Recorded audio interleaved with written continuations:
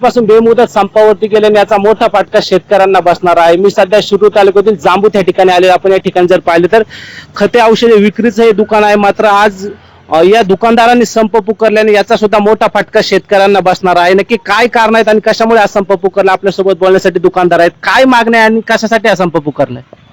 युरियाची भयंकर तुटवडा झालेला आहे। युरियाला लिंकिंग मोठ्या प्रमाणात येत आहे, तसंच भाडं लागत आहे, शेतकऱ्याचा विनाकारण नुकसान होतंय। तर ह्या गोष्टी थांबल्या पाहिजेत, त्याच्याकरता आंदोलन महत्वाचं आहे। तुम्ही संघटनेचे अध्यक्ष आहेत, काय मागण्या आहेत प्रामुख्याने आणि सरकारसोबत बैठक आहे का काही? सरकार सोबत उद्या माननीय मुख्यमंत्री आणि या राज्याचे कृषी मंत्री माननीय भरणे मामा, त्याचप्रमाणे ह्या राज्याचे आयुक्त माननीय मांढरे साहेब उद्या मुख्यमंत्र्यांसोबत त्यांची बैठक होणार आहे आणि त्या बैठकीत नक्कीच तोडगा निघेल अशी आमच्या सर्व महाराष्ट्र राज्यातील सर्व कृषी निविष्ठ विक्रेत्यांना न्याय मिळेल अशी आमची एक अपेक्षा आहे। पण प्रामुख्याने काय काय मागण्या आहेत आणि कशासाठी हा संप पुकारलाय? सर्वात प्रथम आमच्या मागण्या अशा आहे की मागील 10 ते 15 वर्षापासून आम्ही राज्य शासन किंवा केंद्र सरकारकडे आम्ही युरिया संदर्भात A4 म्हणजे भाडं अतिरिक्त लागून तो युरिया आम्हाला पोहोचवतोय, तर तो शेतकऱ्यांना आम्हाला 266 रुपयाला युरियाची बॅग विक्रीस गव्हर्नमेंट आणि आम्हाला शासनाचे अधिकारी सांगतात। तो युरिया जर आम्हाला दुकानदाराला जर 300 आणि 310 रुपये येऊन पोहोच होत असेल तर आम्ही 266 रुपयांना कसा विकायचा? आणि युरिया विकत असताना त्या संदर्भात येणारा लिंकिंग अतिरिक्त हा जर शेतकऱ्याला, शेतकरी आणि जे दुकानदाराचं नातं आहे तर त्याच्यात शेतकरी आणि दुकानदाराचं नातं फार वेगळं होतं आणि तो शेतकऱ्याला आडे अडचणीला दुकानदार सांभाळतो किंवा दुकानदाराला आडे अडचणीला शेतकरी सांभाळतो। आणि हा जर अतिरिक्त लिंकिंग माल दिला तर त्या निमित्ताने शेतकरी आमच्यापासून दुरावला जातो।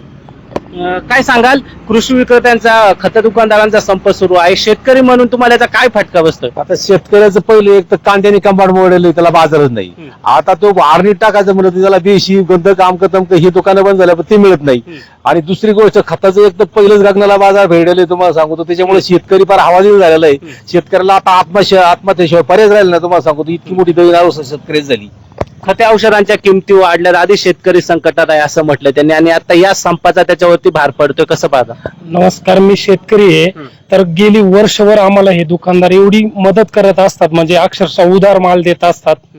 माल आम्ही विकल्यानंतर त्यांचे पैसे देत असतो, पण आज त्यांनाच एवढं अडचणीत आले की हे लिंकिंग असेल किंवा तालुक्यातले कोणी प्रशासनातले कृषी विभागातले अधिकारी वगैरे असेल, सारखं सतत त्यांना त्रास देण्याचं काम चालू आहे।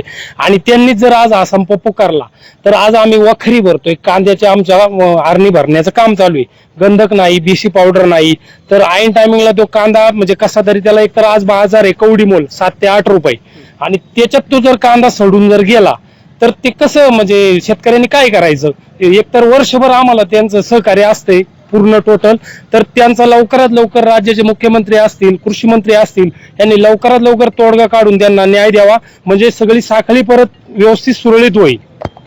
खरं तर त्यांनी असं म्हटलंय की शेतीमालाला बाजार भाव नाही आणि त्यात आता हा संप पुकारलाय। दुकानदार म्हणून कसं पाहताय की इकडे या संपाचा तुम्हाला सुद्धा फटका बसणार आहे, त्यामुळे व्यवसाय सुद्धा ठप्प होणार आहे? साहजिकच आहे, कारण भारत देश हा कृषीप्रधान देश आहे आणि त्या कृषीप्रधान देशामध्ये शेतकरी महत्वाचा आहे।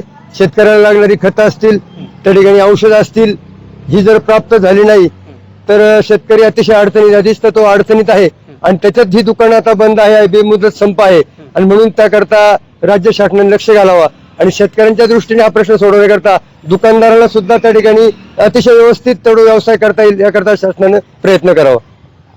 खर तर या बैठकीमध्ये तातडीने चर्चा होऊन हा निर्णय व्हावा आणि तातडीने हा संप मिटावा। उद्या होणाऱ्या बैठकीत काय निर्णय होते हे पाहणे सुद्धा महत्वाचं असणार आहे। मात्र या बैठकीतनं जर सकारात्मक निर्णय झाला तर हा जर संप मिटला तर निश्चित प्रकारे राज्यातील शेतकऱ्यांना असेल, खते औषधी दुकानदारांना एक मोठा दिलासा मिळणार आहे। हेमंत चापुडे, झी मीडिया, शिरूर, पुणे।